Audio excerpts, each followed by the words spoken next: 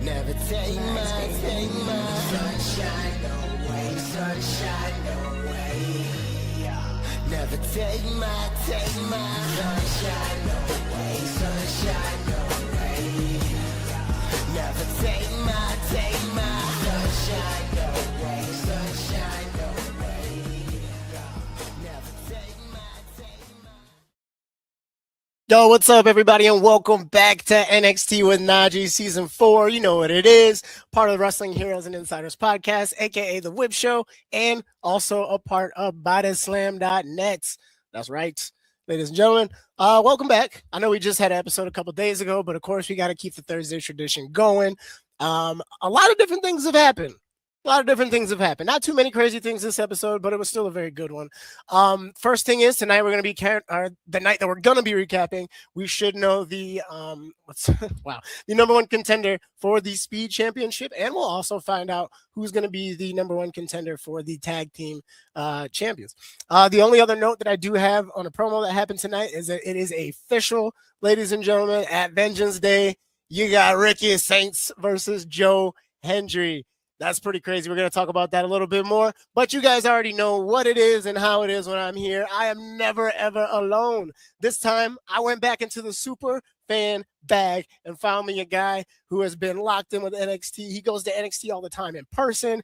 Man, he's been a longtime supporter of the show. Me and this guy talk all the time about what's going on in NXT, and we've been trying to get him on for quite some time, but we finally made it happen, ladies and gentlemen. Make some noise for Superfan Ghostdini. What up, brother? Yo, chilling, my G. How you? I'm doing good, brother. How you doing? How's everything treating you? I'm excited to be here, man. Thank you. Yeah, dude, I'm happy you're here. We've been talking about this for months, so it's nice to finally make it happen. Yeah, so you're in Orlando, right? Yeah, I'm in the Orlando area. I'm in the Sanford area. Okay, I was always wondering how your drive was to get to NXT. It was beautiful, actually. It was like 20 minutes. Oh, that's great compared to the 2 hours I used to drive. Yeah, that's crazy. That's dedication right there, brother. I respect that. Yeah, definitely. So how'd you originally find out about the NXT tapings, and like when did you originally fall in love with NXT? All right, so long story short, I love wrestling. Been a mark for pro wrestling for a long time. I want to say I had like a little breakup with the product as a whole back in 2002, believe it or not. Wow. Okay. Wow, that was a time. Exactly, right? I had a personal loss where I had a cousin pass away back in the summer of 2023. So I was home sad a lot, right? And I was just scrolling through the TV. And when I came on Hulu and I saw SmackDown, I was just like, let me just give it a spin real quick. And I was like, all right, I like it. Let me start watching everything all over again. And then so from SmackDown I went over to Raw, and then from Raw I discovered there's this brand called NXT. And then once I discovered that there was NXT in Orlando, I became obsessed, you know? And once you understand exactly what NXT is and how the business works a little bit, if you're like a solid, healthy mark, you love it. You think it's great. And I just, for the business aspect of it, I just fell in so much love with like the business itself of how they go ahead and they take these characters, they build them up. You get to go ahead and see all the facets of what they go through from the ground level, from the very beginning. And then you get to see them elevate and blow up. And it's just, I don't know. Plus, it's a lot of fun, man. You go there, you bug out, you yell, you scream. You know, you need some stress for sure, right? Definitely stress. Especially at that dang building. But all right, man. Well, thank you. Thank you so much for sharing your origin story. My people that pay attention to the show, y'all know I love me a good origin story, so I'm going to ask that every time. All right, so this week we are going to jump right into our recaps with match number 1 being Lola Vice versus Kalani Jordan. Now, did you attend NXT this week in person? Nah, but I did watch it, though. Okay, for sure. I was just wondering if you were in the crowd or not this week. Yeah, I wish. Yeah, but so in this match, both of these women do an incredible job. They've obviously wrestled each other before, so the chemistry is there. It's always been there. They never disappoint whenever these two put on a show. I can tell you something, though. Like I say it every time we talk about Kaylani. That girl in her heel era is her. Period. Like I don't know. Like it's something about her being a bad girl that's really just doing it for me. Um, but I'll tell you one thing that I didn't see coming, which was the ending of this match, which was Kalani Jordan tapping out Lola Vice. Now that leaves a lot of questions. I guess what's getting ready to happen with Lola Vice? Are they getting ready to push Kalani towards a title? Like, how are you about this finish? I like how they set it up because if you've been paying attention, right, she was already hurt. Right. So of course, having this injury and then being put in a submission move, you're gonna tap. Come on, it makes sense. Yeah, but So it's the Lola logic, Vice. right? The logic for me was absolutely there. Um, I like Kalani because she's so nice in the ring with it, bro. Like she's smooth for you, like just smooth. Um, her being a face is so natural because we know she's a sweetheart, like you know. Mm-hmm. So her playing the heel, I'm gonna. It was. I don't know if it's more so ourselves, right? Because we got to look at ourselves first when we're criticizing the characters because they're kind of a reflection of us.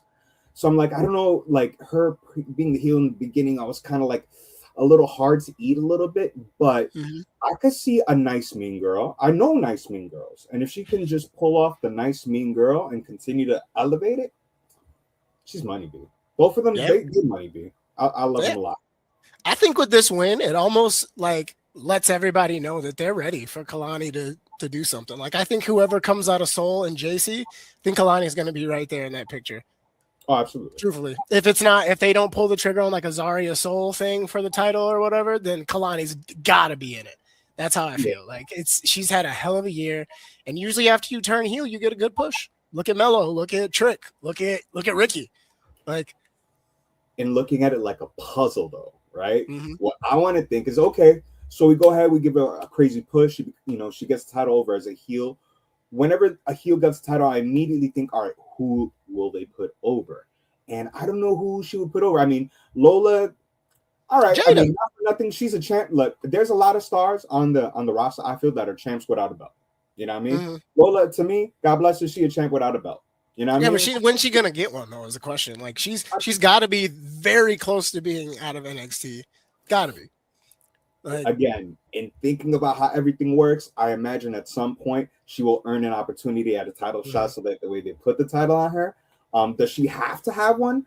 I don't think so, but I could see them wanting to do it so that way eventually when the time comes, when she does go up to the main roster, it makes a little more sense. There's a little yeah, more credibility per se, but she a champ without a belt to me. I agree. I agree. Well, congratulations, Kalani, on your victory. We will see what this means for you in the near future. Maybe we'll get that NXT Women's title on you. Who knows? Who knows? But I'm rooting for you. Rooting for you. All right. So match number 2, I couldn't quite find a graphic for it, so I tried to find some pictures, but they came out blurry. But it was Cutler James versus Tony D. This match we're gonna not spend too much time on because it wasn't a very long match. Tony beat the brakes off this man in about 3 minutes, maybe, and that's being polite. So my question about that is, what does that make Dark State look like? Because they're supposed to be a powerhouse. They're supposed to be this big, fearful unit. But then we got Cutler James basically getting squashed in 3 minutes. I mean, respectfully, it's Cutler James, and the character Cutler James is kind of lame. So with that being said, it's kind of easy and acceptable as a viewer to be like, yeah, he got squashed. All right, no biggie. I would not like to see that type of work with him, Saquon, or God forgive me, my man with the Osiris. other, or Cyrus. Yes, I would My not, big twin. yeah, yeah, for sure. I don't want to see that type of work between them. I want to see them actually do some serious work. With Cuddy, just thank you. All right, have a great day. Mm-hmm. They're kind of just too involved with everybody. It's just like, what scene are we in? Are we in the NXT title scene? Are we in the tag team scene? Are we in like the ultimate, like you're an ultimate faction? Like I like I that just though. feel like they're kind of all over the place. I'm not Yeah. good. I'm not saying it. I'm not saying as if it's a bad thing. I'm just saying that like with Cutler getting pinned, it just looks weird. You know what I mean? Like getting beat like that. It feels weird. Not looks weird because clearly there's a purpose behind it, but it just feels weird. You got to work his ass off to make us feel different. Got to, man. Got to. But congratulations to Tony D. He's also a person. It's basically the same thing with Kalani. Whoever comes out of this Joe Hendry, Ricky Saints thing, Tony's going to be right there. So I'm looking forward to that. Looking forward to seeing how this builds up to stand and deliver. Because damn, we're getting close. But all right, match number 3, big match, big reward. You have OTM versus the Culling versus Hank and Tank versus Swipe Right. Whoever wins this match will be the number 1 contender for the tag team champions. Going into this, who did you have? Who was your favorite going into this one? Not for nothing, I'm a huge Swipe Right guy. You know, I love kids. Those gentlemen, excuse me. Vanity Project. Ricky, the Smoke Show. I seen him take some crazy bumps. I'm gonna be honest with you. He took a bump that made me feel very uncomfortable. I didn't think he needed to do that, but he did it, right? And he's still walking around, putting on great shows. They're built different, man. Yeah, my other man, I like how he sells with his face, like he sells with. It's about Brad. Yeah, bro. Yeah. Like they really bring me into it. So I'm huge on them. And no disrespect to Spank and Wank and okay, so you're on the same page as about everybody else when it comes to that tag team. No disrespect, of course. No of course. Disrespect. Every week. They're kids, right? They're sweet kids, but I mean they're faces, right? Yeah. And with a face, it could either be cringy or it could be awesome. And right now, cringy. It's very cringy. You know, that's the thing that made me laugh. The thing that made me laugh is that I saw a GIF today, and for some strange reason,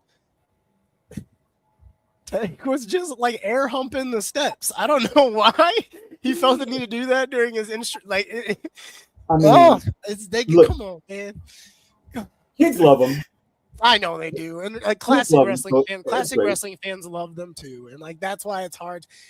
I personally feel like it's just too much, but I am not king wrestling guy over here, so like it's just one opinion. But yeah, so then we have Sean Spears, we got Nico Vance in here, we got OTM. Wow, they're like Price and Vance when they went at it, that crowd was on their feet, man. Those were 2 big men. Shout out to Big E because they was in there slapping me. But every single team looked great. Hang and Tank looked great. Once again, Jackson Drake being around affected the match because he interfered.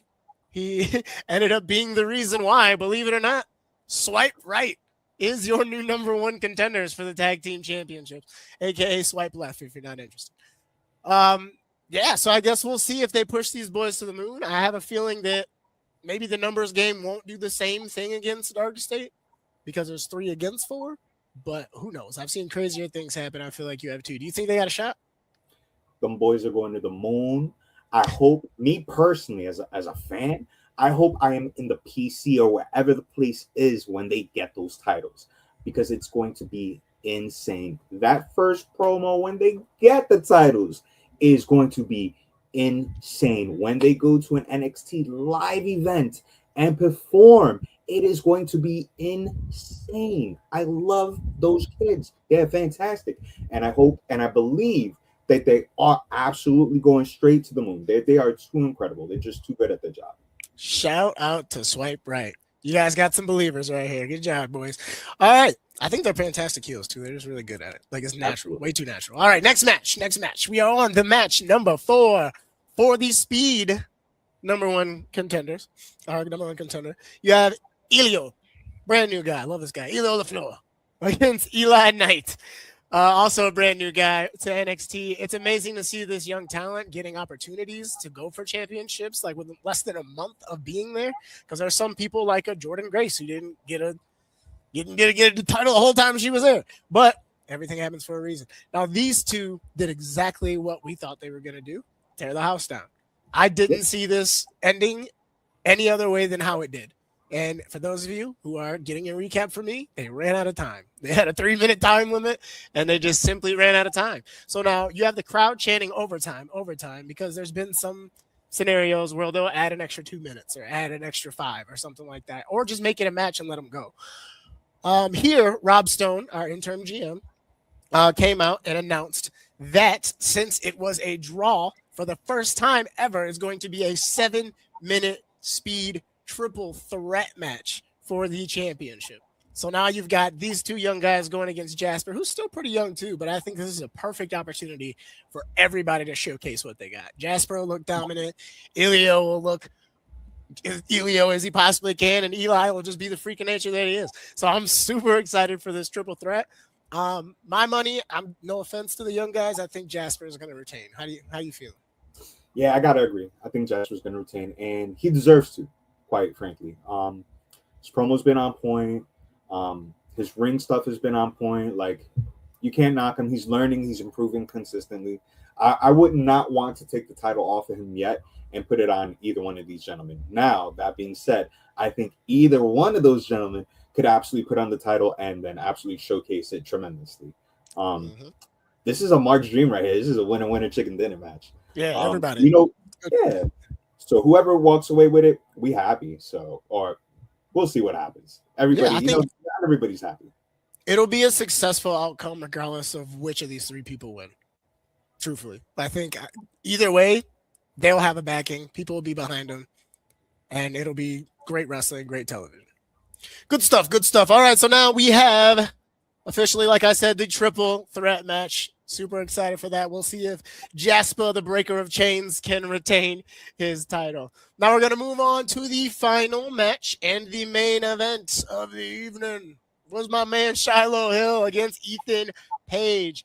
I look at this as an Ethan really, really, like, outside of the storyline, Ethan probably really, really liked Shiloh and was like, dude, I really want to go out there and put on a great match, put you over. You're probably not going to win, obviously, but like I think that this was Ethan being a great mentor and putting Shiloh in a great situation to main event NXT. It's beautiful. Shiloh's character work, insane. How are you feeling about this Shiloh Voorhees? So if I can call it that legally. I'd be getting a little annoyed that I like him a lot because I'm like, you should be corny, homeboy, but you're not, though, because I like what you're saying. I like how you're conducting yourself, and I really get that you're growing and like you're a baby with your character-wise, right? Your character's a baby.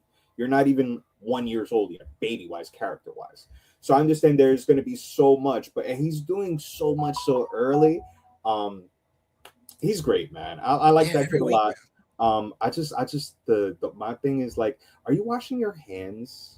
Like, you're not like doing anything nasty with the tooth. Like, it's not going anywhere else. It's going to your mouth and then to, and then the mat and then the floor and then you pick it back up and then you put it back in. You're not all right, but other than that, you know what I mean?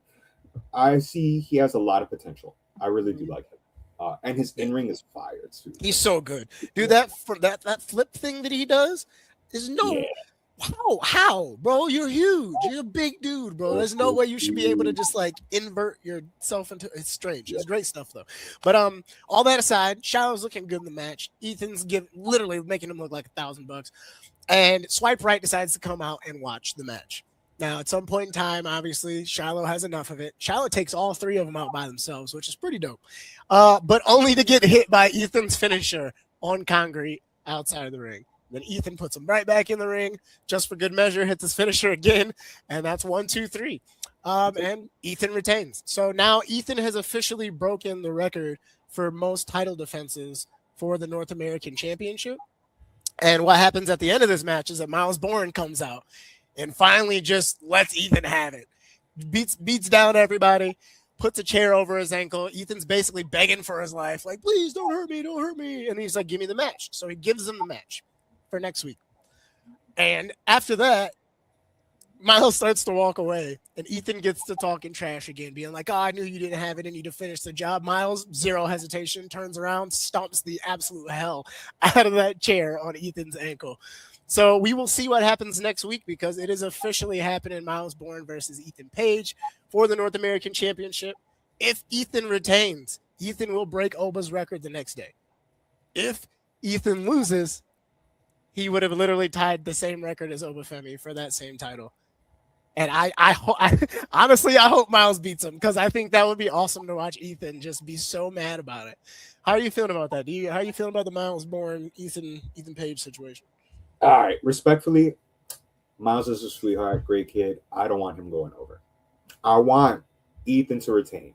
However, with him coming up a day short, the absolute shit fit he will have, the absolute rage, and the absolute tear he'll go on after that. All right, I want to see it. You know what I'm saying? I want to see it. I want to see it. Now, as a worker, I absolutely believe that he deserves every accolade, every award possible. Ethan Page is absolutely phenomenal. He's amazing. But he's not a mark for himself. You know what I mean? He's a mark for the business. So I think he's going to give back. He's going to put that kid over. He's going to lose it by one day and then just go absolutely insane after that. And I can't wait. Yeah, I think the run of terror that he will go on if he loses this belt, we're going to talk about that forever. Hopefully. Oh, yeah. We'll see. I hope so. But all right, ladies and gentlemen, that wraps it up for the recap portion of the old show there. I hope everybody is all caught up. I hope that was enough information for you to feel like that what happened in the show match-wise, because you guys know I don't do the promos. It takes up a lot of time, and they're always just hard to explain sometimes. You know what I mean? And I don't ever want to, you know what? I'll just tell people why I do that in the first place. I don't ever want to take away from the hard work that somebody put into a promo with my own opinion. So that's why I don't talk about the promos too much unless they're unbelievably good. But all right, so now we're going to go into the last part of the show where I get to ask my guests here 3 questions. We're going to start off with the first question that always remains the same for every guest this season. What is it specifically that keeps you in love with wrestling? Is it the character work? Is it the stories? Is it the drama? What exactly is it that's kept you in love after you fell back in love? The performers themselves. Right? If they're really good and they get you, it's because they get you emotionally. You care. You want them to succeed. You want them to fail, or whatever the case may be, right? That want, that desire that they've created, that's something magical that they did themselves to you. So for me, I just love the workers, bro. I love the performers. They're amazing. I credit them all. I might not like a lot of their work or all the work they do consistently, but I respect exactly what it is they're out there to do. Okay, man. Great answer. ESPN even agreed with you, apparently. All right, second question. Judging off your Instagram and your social media, you've got the chance, to travel to a couple very beautiful places. You know what I mean? Which one do you think is your favorite, and what would you suggest? Why would you suggest it to somebody else if they were going to visit a place? Come to Puerto Rico. It is the most beautiful island on planet Earth. It has every type of tropic experience, rainforest, mountains, beaches, and the people are fantastic. The music's great. The food is delicious. You'll have a wonderful time. Sold. I'm sold. I know. I'm scared if I go to Puerto Rico, I ain't gonna never come back. I have a type. All right. So, question number 3. Last question. You've met a lot of wrestlers in your life. Your social media is filled with you going to meet and greets and getting opportunities to meet all these different talents and different superstars. What experience or what interaction did you have with somebody that stood out the most? I'm going to just give you 2. The most recent, shout out to my homegirl. Get well soon. You are the motherfucking bad motherfucker. You're a champ, baby. Chelsea motherfucking Green. Let me tell you about Chelsea Green. Chelsea Green is spectacular. She absolutely is a mark for professional wrestling, the business. She lifts up other women while she's on the journey too. I cannot say enough beautiful things about Chelsea Green. And when I went to go and meet her, I actually did let her know just 2 things real quick, that I absolutely love her work and I wanted her to stay healthy, So 1 out of 2 ain't bad, baby. You do your best. But she was very kind to me. She was very polite. I'm super shy because I don't want to be a weird mark because there's so many weirdos, right? But bro, I love Shorty's work. You know what I'm saying? And she's going out there busting her ass every single week. How can I not give her flowers? And we just had a great interaction. So I really loved meeting Chelsea Green. It was by far my favorite experience. Hell yeah, man. That's a hell of a person to me. I've never got a chance to meet her, but I have had a chance to have interactions with her on Twitter and whatnot from taking her pictures at NXT, and she is a fantastic human being. Shout out to Chelsea Green. Shout out to you, Ghostdini. Thank you so much for being here, brother. I'm happy we could finally make it work. I'm happy we could find the time. I know we were supposed to kind of record it yesterday, but we made it happen today. And I know it was a long day for you too, man. So thank you so much for being here. If you have any shout outs, any your social media you want to share to everybody who's listening and watching, this would be the perfect time to do it. The one thing I want to say is when we go to NXT and we're there as fans, let's be polite to each other. Let's be considerate. Let's just go there to have a good time together. That's the one thing I would like to shout out the most, is that we're a community.